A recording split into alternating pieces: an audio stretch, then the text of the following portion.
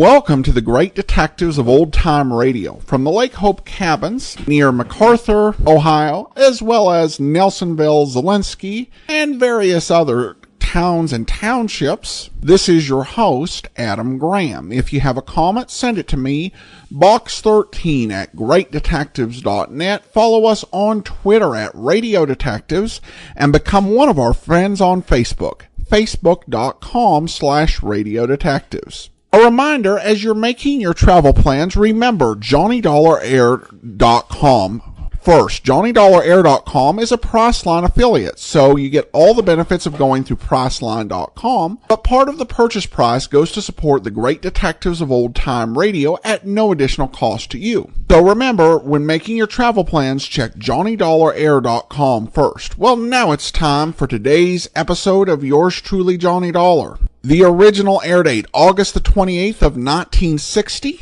and this one is The Deadly Debt Matter.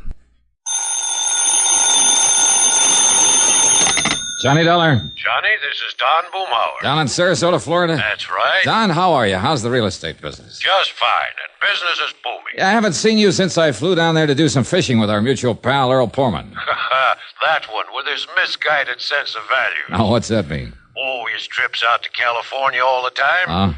And this time it looks as though he might stay out there. Don, I think all you Floridians are jealous of California. Now, Johnny, you think we'd ever admit it, even to ourselves?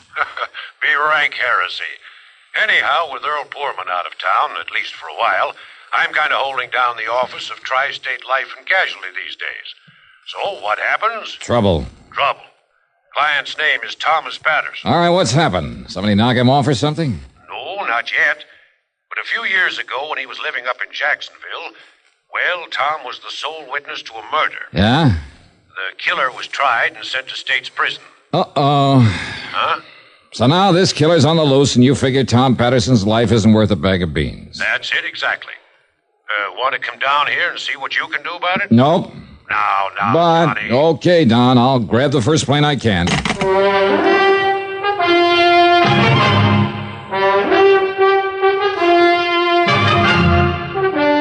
CBS Radio brings you Bob Bailey in the exciting adventures of the man with the action-packed expense account, America's fabulous freelance insurance investigator. Yours truly, Johnny Dollar.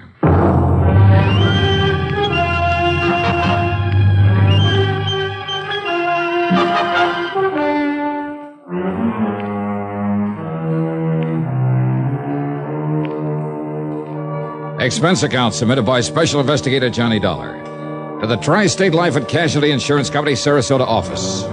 Following is an account of expenses incurred during my investigation of the deadly debt matter.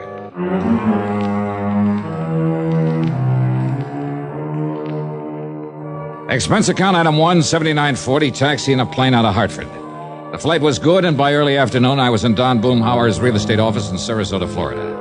After the usual amenities. Now, let me lay it all out for you, Johnny. Yeah, sure, Don. Go ahead. And to begin with, the life insurance policy involved has a face value of $70,000. Let's see, then. My commission will come to, Don't you ever think of anything but money? Sure. Like what? Well, right now I'm thinking about the chances of staying alive. After all, with a killer on the loose, well, at least the thought of a few bucks coming to me could help me die happy. The insured's name you said is Thomas Patterson? It is now. Huh? Some years ago, Johnny, young Tommy lived up in Jacksonville, worked as a milkman. Uh-huh. Early one morning, that was in 1951, he pulled up in front of an alley just in time to see a man named Casey Carey shoot down a fellow named Harker, who just happened to be busy at the moment blasting away at Carey with a .38. Oh, so Carey pleaded self-defense, huh? Well, he tried to, but the jury wouldn't go for it. You see, there'd been a long-standing feud between the two of them. Uh-huh. Only reason they didn't give Carey the chair is because Harker had a record as long as your arm. I see. Instead, Carey was given 10 years to life. I see. The point is that Tommy Patterson's testimony was what really convicted him. So, of course, he made the usual melodramatic threat. Oh, yeah, that he'd get Patterson if it was the last thing he ever did. He didn't care when. He'd be in no hurry. But sooner or later, he'd track him down and kill him. Mm-hmm. So what's happened? Now, Tom had just got married, started a nice little family, 2 boys and a girl. So Carey's threat scared him as much because of the wife and kids as for himself. Yeah, but now, Don, you know as well as I do how little those courtroom threats usually mean. Now, wait. Yeah? About that time, some relative died and left Tom a considerable sum of money. So he changed his name, legally. Changed it to what? To what it is now, Thomas K. Patterson. What it was before doesn't matter. Okay, go on. Then he and his family moved on down to Venice, a few miles south of here. Yeah, I remember the town. Well, there in Venice, he set up the Excellent Dairy Products Company. Nobody down here has known him as anything but Tom Patterson, so he's felt perfectly safe. Until, that is, about 6 months ago. Yeah? He was up in Jacksonville on a business trip. He was just walking along the street one day, turned a corner and bumped into a man coming from the other way. Uh-oh. Yes, he took one look at the man's face and started running like a scared rabbit. Casey Carey. Well, what do you think? But now, wait, Don. If Carey got 10 years to life in 1951... I know. When he stopped to think about it, Tom couldn't believe it. But he went down to the public library and dug into the old newspaper files. Yeah? Sure enough, thanks to good behavior, model prisoner, and all that sort of stuff... Carey got out? Carey got out, legitimately. But to Tom Patterson, that would only mean one thing. Carey was out to get him. In the exciting history of great American inventions and inventors, there is no one who stands out with the eminence of Thomas A. Edison. Among his hundreds of great inventions, Edison gave us the phonograph, the microphone, a telephone system, various improvements for telegraphy and motion pictures, and most significantly, the electric light or incandescent lamp, originally referred to as bottled light. When Edison was still in his 20s, he set out to invent an electric lamp which could operate on low power and would be safe for use in homes and other buildings. He knew that resistance to electricity would make wires and other substances glow for an instant with white heat, but they would be instantly consumed. So he tried several types of fiber or wire sealed in a vacuum and succeeded in producing a glow which lasted for several hours. The next step was to find a filament that would give off a bright light and last for a longer time. In his search for the right substance which he could seal in his vacuum bulb, he tried 6,000 different substances, ranging from human hair and tar to foodstuffs and vegetable fibers. Finally, he hit upon the idea of using the fibers of the bamboo tree. Carbonized, these threads provided the filament he sought, and thus the incandescent lamp became a reality. It was discovered not by accident nor by profound scientific knowledge. It was the result of tireless effort and endless trials. Edison, like so many geniuses before him, found success through determination and the philosophy which has blessed the work of most American inventors. Somehow there must be a way. Let's find it. And now, Act Two of yours truly, Johnny Dollar.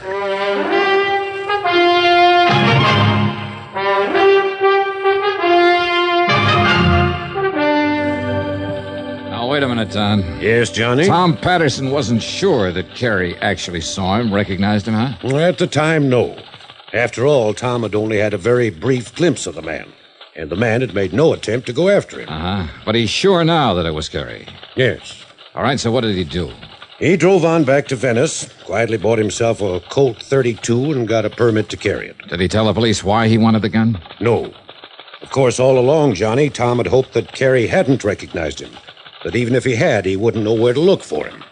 But, now, Don, unless this man Carey has made some move against him... Now, just wait, Johnny. Okay, tell us your way. A couple of months ago, Casey Carey appeared and settled down in Venice. Oh? Yes, he rented a small house and got himself a job in charge of one of the filling stations on the trail. Well, that doesn't sound as though he moved in just to carry out his threat against Tom Patterson. Needless to say, Tom tried to avoid him. But now and then, when he'd see him on the street or forget and go past the gas station, it was Carey who'd avoid him, pretend not to see him. Don... I know what you're thinking, Johnny. But just remember one thing. Yeah, what's that? Carey had made it plain right from the beginning that he was in no hurry to get back at Tom. Ah, I see. So you think he's kind of playing a cat-and-mouse game with him, huh? Just to build up the old fear in him, prolong the agony, maybe? What else? And believe me, he's succeeding. When Tom finally called and asked me to have you come here to protect him, he was almost a nervous wreck. All right, tell me this. Has Carey any brains, or is he just a typical dumb hood? He's in charge of a modern filling station for one of the big important companies. All right, then he must have too much sense to commit another murder. But if he can simply wear Patterson down with fright, maybe even drive him off his rocker... Johnny, Carey swore he'd kill Tom Patterson, and I'm convinced that he meant it.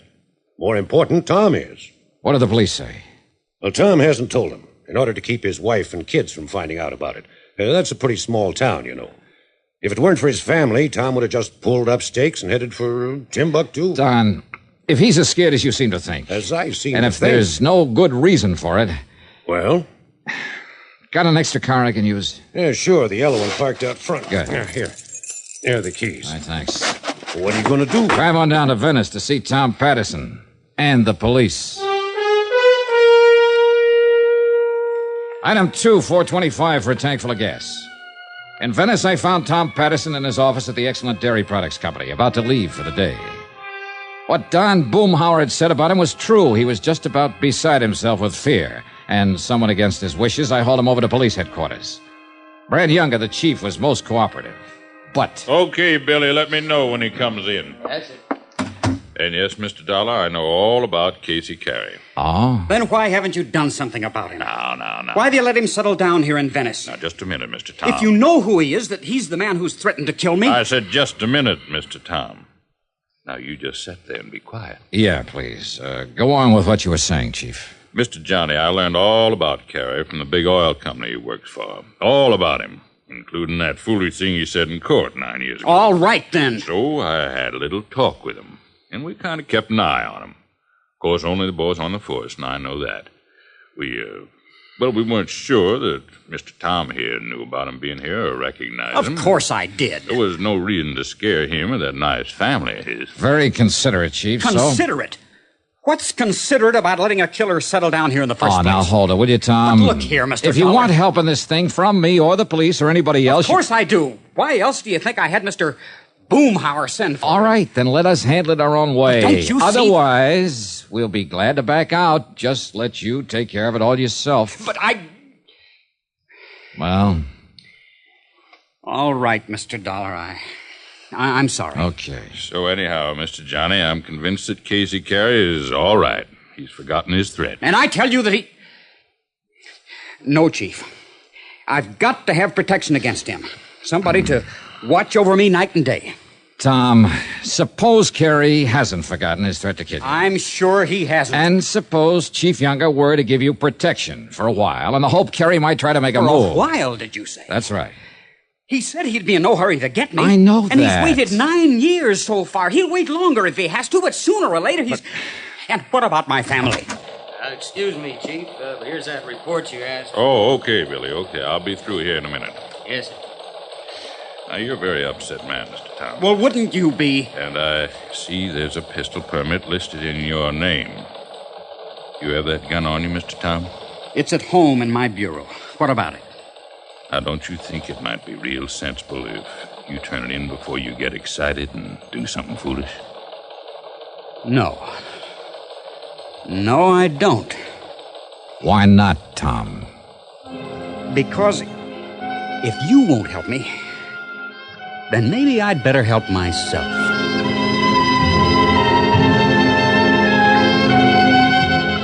I took the chief aside and promised I'd stay with Tom Patterson, if possible get his gun and turn it in. Then Tom and I left. As we rounded the corner, we passed Carey's gas station. No, Mr. Dollar, he's off duty this time of the evening. Oh? You know where he lives? Yes. Where? Because that's where we're going. What? Well, now, you wanted a showdown with him. Okay, now's your chance. But without my gun? You can't be serious. While grabbing a sandwich and some coffee, that's item 3, $1.40, I managed to sell him on the idea. Then we drove on over to Carey's house on a lonely side street.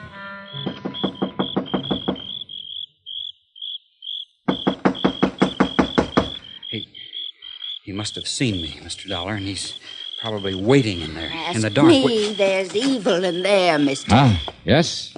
Oh, what did you say, ma'am? And who are you, please? I'm one of the neighbors, mister, that's what. When I heard that shot in there You heard a while shot? ago, well, then I kind of thought about it for a while, and then I called the police. While we were sitting in that restaurant having... Come on, Tom, this door's open. There's got to be a light switch around it. There it is. Mr. Dollar. Huh? This is Casey Carey? Yes, sir. Only... Yeah. Shot through the head. And it looks like about a 32. Tommy, isn't that the caliber of your gun? Why, yes. And where did you say it is? At home, in the bureau. Well, there's no use to lie about that. Well, Chief Younger. Sorry, Mr. Tom. I'm holding you for murder.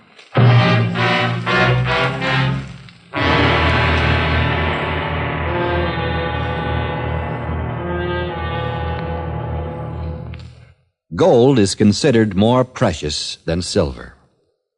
And because it is, we find it hard to understand why silver takes precedence over gold in the military insignia of rank in the United States. At one time, except for the silver stars of generals worn on epaulets of gold, the color of an officer's insignia of rank depended on his branch of Army service. Infantry officers wore epaulets of silver with insignia of gold. All other officers wore the opposite. In 1851, all epaulets were gold with silver insignia. But majors and second lieutenants had no insignia at all, except for a difference in size of the epaulet fringe. Between the Civil War and the Spanish-American War, most epaulets were abolished, and majors were given gold leaves to indicate their rank. But the poor second lieutenant had to wait for his gold bar until, and believe this or not, 1917. Regardless of the date of establishment, all military insignia have been a source of pride for members of the armed forces of the United States of America. And now, Act 3 of yours truly, Johnny Dollar and the Deadly Debt Matter.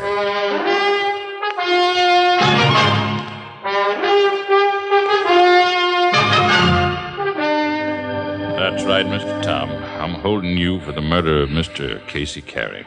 No, Chief, you're wrong. Am I? Looks to me like this is his dead body laying here, and I'd guess this hole in his head was made by a 32 caliber bullet. Chief Younger, look, And Mr. listen. Tom, that's the same as this gun of yours. So, here you are, Mr. Dollar. Here's a murder weapon. That's my gun. Where'd you get it? Mr. Tom, I hate to say this, but I had a feeling your coming to see me was a bluff. Bluff? Yes, sir. To make me think you hadn't yet done any harm to Mr. Carey here. Wrong, Chief. Am I? I had to practically drag Tom over here to see you. Well, then, let's just say he was more willing than he let on. That's not true. And when some woman phoned about hearing a shot out here, and young Billy Barker came in... Barker? One of my new boys on the force. When he laid this gun on my desk and the number on it checked out against your permit, Mr. Tom... Where'd you get this gun? Right where you throwed it off to the side of the road over toward Midnight Pass. What? That's right. If young Barker hadn't stopped to fix a tire on his squad car and stepped on it, it could have laid there forever, nobody the wiser. But I told you, I left it in my bureau at home. That just doesn't make sense now, Mr. Tom, and you know it. But it's true. So where were you after you and Mr. Johnny left me at headquarters? Well, I can answer that, I'll tell you where, Chief. Mr. Tom. You came over here and killed Mr. Carey and took the gun and throwed it off in the bushes. Wait, Chief Younger, listen. Yes, sir? Tom has been with me from the time we left you. Oh? Yes.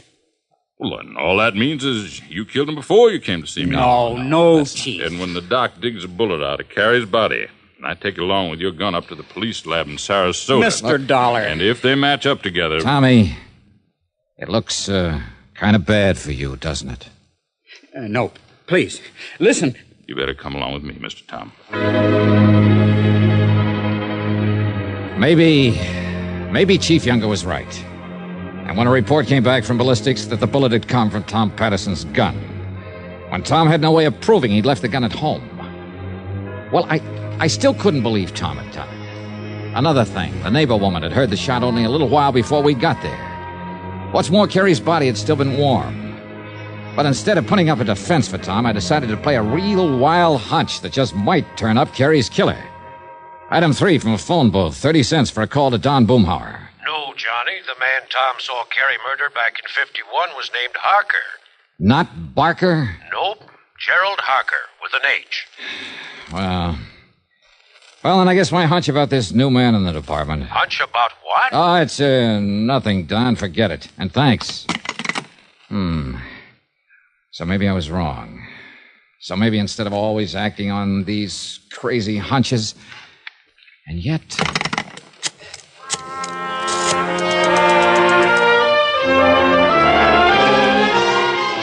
Item 4 was $1.10 for a call to Jacksonville to Mike Kirby in the city room of the Times-Press. And bless him, he came up with some mighty revealing information for me. And then he worked for a while on the police force, Johnny. Oh, they're in Jacksonville? That's right. Looked to me as though the boy was trying to live down the family reputation by putting himself on the side of law and order. Maybe. And a month or two ago, he handed in his badge and moved to...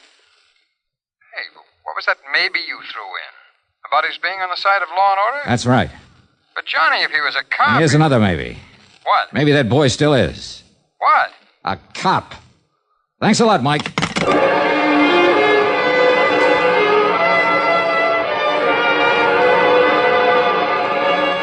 I went back to police headquarters where Chief Younger was half asleep at his desk.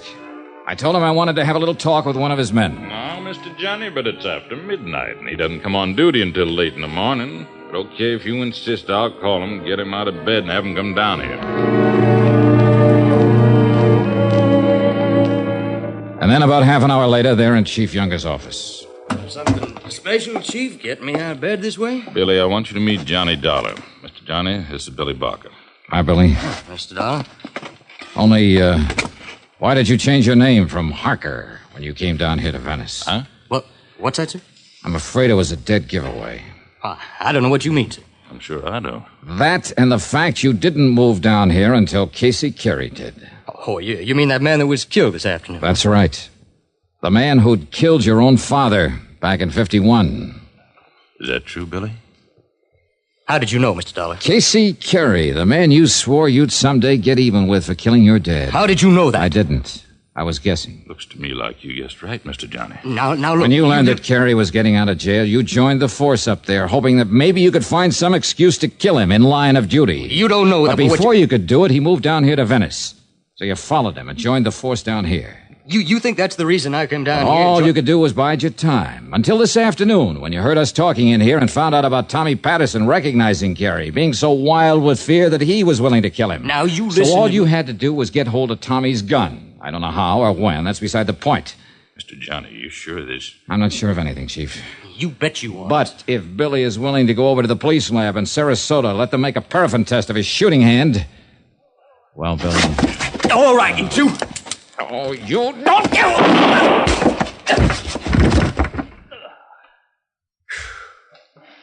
Chief, you want to let Tom Patterson out of that cell so he can go home to his family? Yes, sir. Right away. And thank you, Mr. Johnny.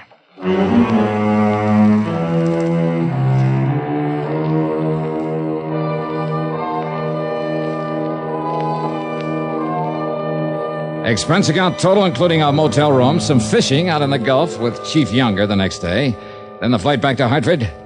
Call it $200 even. Remarks? The fishing was great. Yours truly, Johnny Dollar.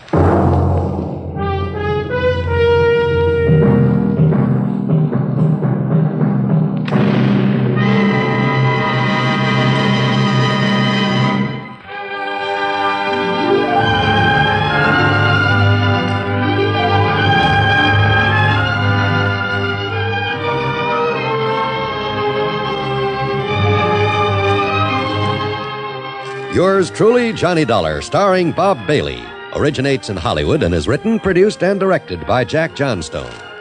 Heard in our cast were Virginia Gregg, Russell Thorson, Barney Phillips, Sam Edwards, Bert Holland, and Stacey Harris. Be sure to join us next week, same time and station, for another exciting story of yours truly, Johnny Dollar. This is John Wall speaking. Johnny Dollar has come to you through the worldwide facilities of the United States Armed Forces Radio and Television Service.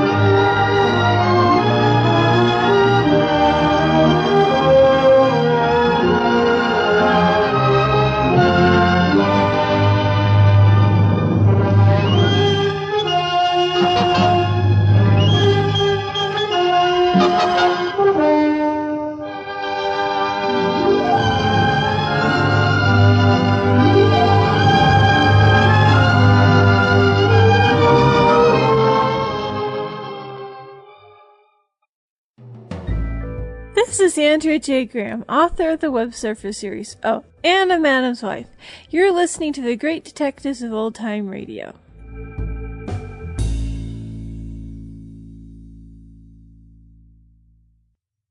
Welcome back. A good story where someone other than Johnny jumps to a hasty conclusion.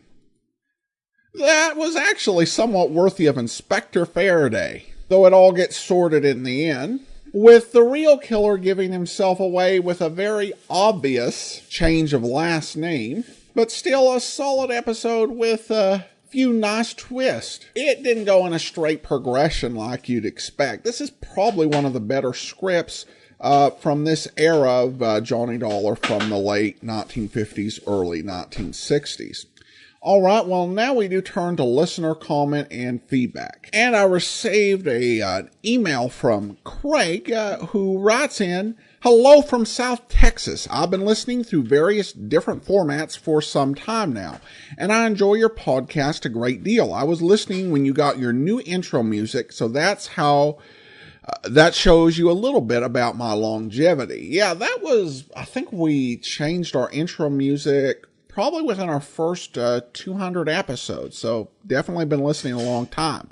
Anyway, I was wondering if you could identify the actor playing the doctor at the nursing home on the Yours Truly Johnny Dollar episode, The Paradise Lost Matter. I know I've heard it many times before, and it's driving me nuts. I listened at the end of the episode, but failed to pick out which actor it was. Hoping you can help. Respectfully, Craig. Well, Craig, thank you so much for listening for such a long time. Regarding your question, I listened to the episode, and the doctor's voice really strongly reminded me of Doc Yak Yak from the Harold Perry Show. That was played by Joseph Kearns.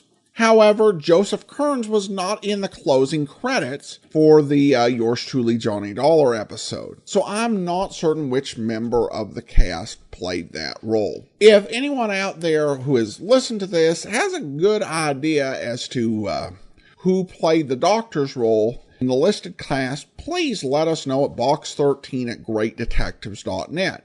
One thing that does definitely impress me as I was listening to this program, and it's something I haven't perhaps given a lot of credit to, is just the great company of radio actors that watch this program. So many solid character actors appear in most every episode. I was listening to the Paradise Lost Matter for this question, and I heard Stacey Harris in that, and of course Stacey Harris appeared in today's program, and Virginia Gregg, Barney Phillips, some solid talent that really worked well with Bob Bailey to make this show such a success. But I'm sorry I don't have a more definite answer to your question, Craig, but hopefully one of our listeners will help me figure it out.